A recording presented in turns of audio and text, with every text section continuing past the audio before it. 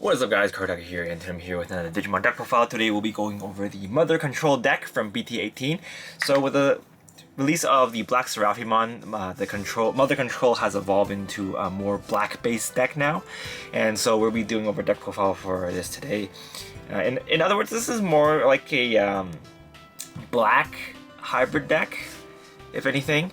But it is using the Mother Reaper from EX2, so we're running 4 of those. This is here to be used as your main blocker at 15k and pretty much no cost to come out. It's a pretty powerful card to have as a blocker, and we are able to do that because we are running one of the strongest Tamers in the game right now, Shoto Kazuma, so running 4 of him. So Shoto Kazuma's effect is, at the start of main phase, if your opponent has a Digimon on the board, you can gain 1 memory, so it's a pretty generic memory gain effect. And then the second effect is at the end of your turn, you can rest this Tamer to give one of your Digimon piercing and blocker. And then if it's at the other half doesn't matter, but you just want it to give one of your Digimon's blocker and piercing. But if you do happen to have a Vortex Warrior, you can unsuspend as well, but we're not running any of that, so you don't have to worry about it in this deck. But this card is very important in this deck. It is the key card in the deck. You want to draw it as soon as possible, and so we are running 4 of the Shotos. We're going to the Tamers first because Tamers are kind of like the blood of the deck. You really need them out. So next we're running 4 Taichis from ST15. So this one is a memory setter, but actually its second effect is also what we're mainly looking for. So whenever our target is changed, you can rest this Tamer to draw 1 and then give one of your Digimon plus 2000 power. So you can use this to further buff your blockers to gain more DP so that you can prevent it from dying in battle. And so it's pretty important. So we're running at 4. And if you have too many on the board, that's fine as well, because they can Digivolve into your black hybrid cards. So having more Tamers on the board is always good. And next we're running 4 Satskis. So Satsuki is from BT-14, and it's got the main phase effect of, at the start of main phase, if your opponent has a Digimon on the board, you can get +1 memory. So as you can see, you kind of stack a lot of memory with all your Tamers you have. You'll have the Taichi to set yourself to 3, and then for every Shoto and Satsuki on the field, you get a further 1 memory if your opponent has a Digimon on the board. So gaining memory is not hard in this deck. The rest of the effect doesn't really matter, but this is a Tamer with the Evolution Source ability, so you can combo it with some cards that specify Tamers with Evolution Source abilities. But since we're not running Numemon or Monzaimon or Digipolice cards, you won't be getting the jamming or reboot. But you can pull this out of your Tamer, pull this out of your Digimon at the end of your turn, so you can further use the memory gain effect. So I think Sasuke is pretty good. We're also running 2 Marvin Jacksons. So Marvin Jackson is pretty good in this deck as well. You're not going to use his memory gain effect that much because you don't have that many targets. But if you really need it, you can. So his effect is at the start of your main phase, you can discard a Machine, Cyborg, or SOC card to gain 1 memory, and he mind links with a Machine, Cyborg, or SOC. So we do have Machine and Cyborg types in this deck, so you will be able to mind link with Marvin Jackson, but we're not running him at 4 because his memory gain is not free, so he's not as good as Sasuke in terms of the memory gain. But we are still running him at 2 because he still combos well with some of the cards in your have in deck, so you can still get the jamming and blocker if you are digivolving into your cards like Mega Gargomon Ace, which is a Machine type, and your Rapidmon is also a Cyborg type, so you'll be able to combo it with the Marvin Jackson's inherent abilities. So being able to gain the jamming is pretty good. It just makes your Mega Gargomon swing pretty safely. It will be susceptible to option cards, but at least you don't have to worry about getting killed by battle. So yeah, it's pretty good. Next for the actual Digimon running. So those are all the Tamers, running quite a few, but that's kind of how the deck just works. So we're running 4 of the Black Seraphimon from BT-18. So It has blocker and it's Blast Evolution. On play on evolution, you can de-Digivolve 3 on one of your opponent's Digimon, and then on both players' turn, whenever a attack target is changed, you can give minus 5,000 to one of your opponent's Digimon. So it works really well with your blocking cards, and he itself has blocker as well, so that's good. And we're also running 4 of the Mega Gargomon, which has blocker and reboot. And on evolution, you can choose to your opponent's Digimon and Tamers, and on the end of turns, those 2 Digimon Tamers cannot unsuspend, and they can also not Digivolve, so it's really good at just stunning your opponent from preventing them from either Blast Evolving or evolving on Blast Evolving if you Digivolve it on your turn, or Digivolving on their turn, and it's just good for just stalling. And its second ability is on evolution, and on at the end of attack you can suspend this Digimon, so you can just do more attacks like that. So it's pretty good. There are more options for level 6 Digimon if you want, but I feel like Black Seraphimon and Mega Gargomon are the best for this deck. But I think some people also run Vikemon, which is an interesting idea as well, because you can de-Digivolve on the Blast Evolution, which is pretty good. But I quite like these at 4/4. But you can cut this down to 3/3, and then 2 Vikemons if you want. But yeah. Next, we're running 2 of the Quartzmon. So Quartzmon is a pretty annoying card. It doesn't have protection, but it does just stun your opponent's board for that turn. So it's pretty good. So we're running 2 of the Quartzmons. You can run a mixture of stuff here. You can run Dexmon instead if you want. You can run the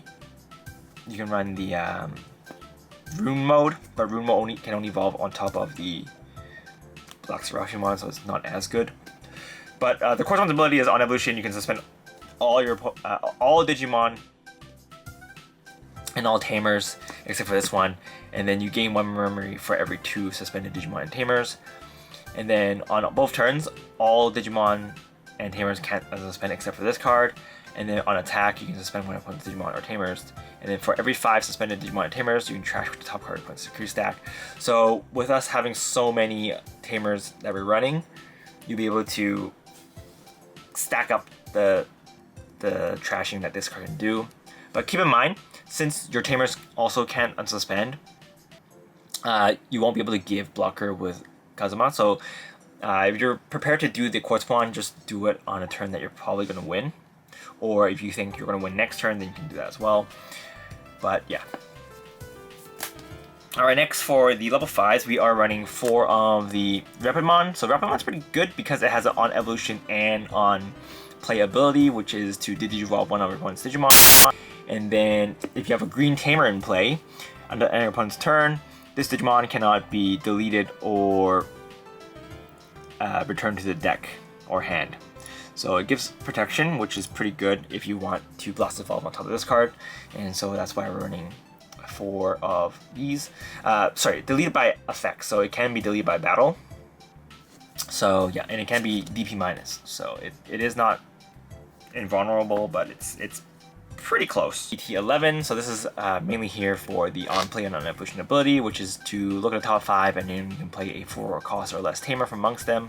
And since we're running so many Tamers, it's not very often you'll whiff, especially since you get a look at the top 5. So it's pretty good for that. You don't really need to worry about its inherent ability because you're not going to be playing Digimon with effects. You could if you're playing the Cherubimon, but that's not really that important.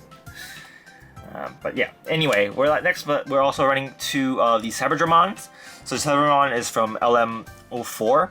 So this has a on-play and on-evolution ability as well, which is look at the top 5 cards of your deck, and then you can play a 4 cost or less Black Tamer from amongst them, and put the rest of either the top or bottom of the deck.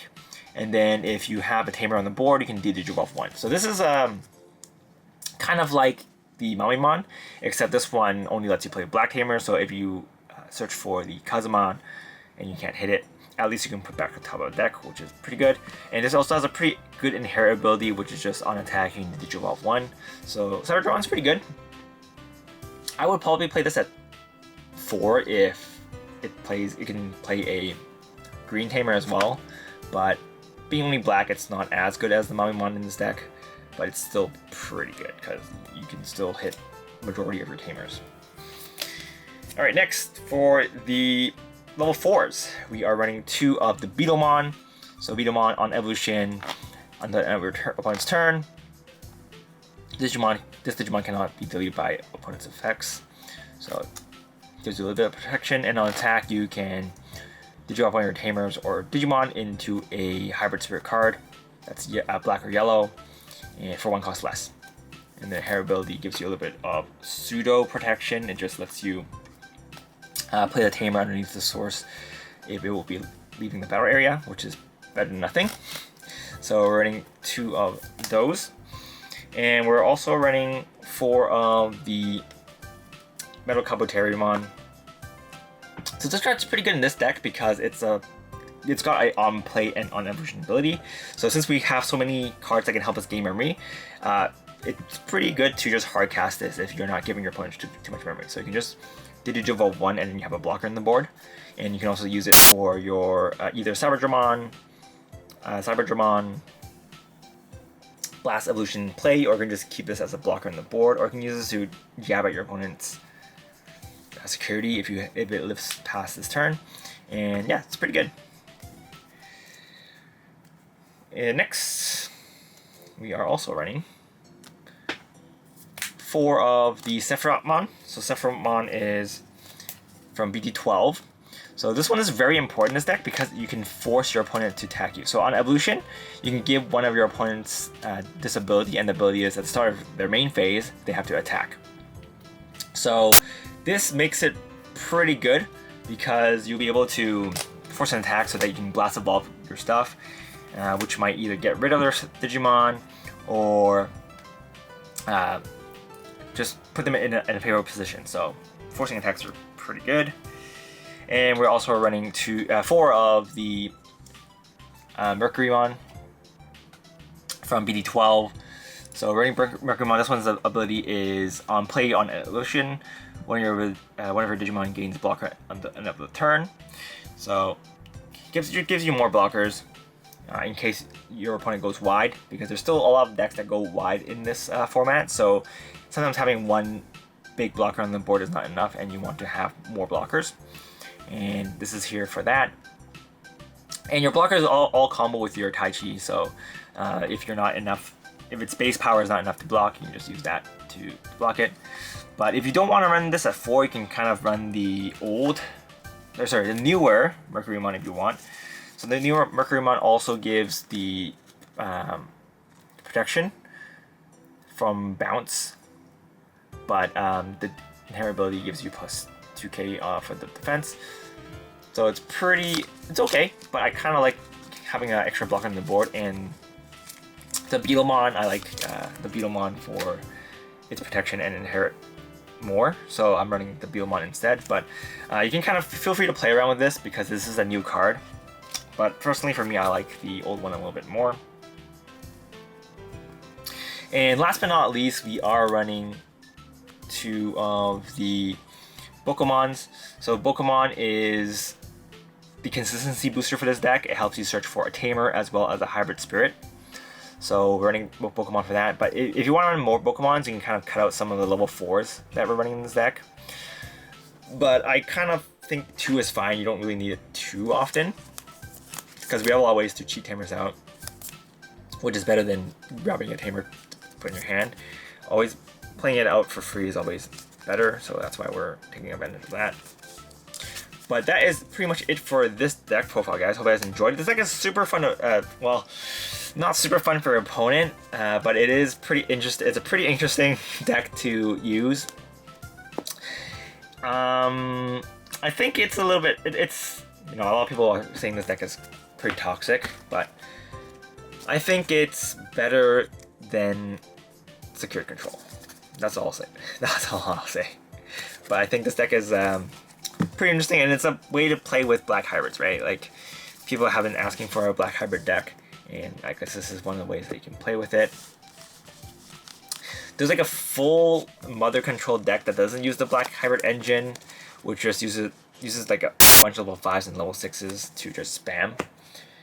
I think this deck is a little bit more interesting to play than that, so yeah. But the deck is strong. The deck is strong. It's seeing quite a few results. So yeah, that's pretty much it for this deck pull, guys. Hope you guys enjoyed it. If you have any questions, feel free to leave a comment down below. But this is Karataku, and I'll see you guys next time. Bye!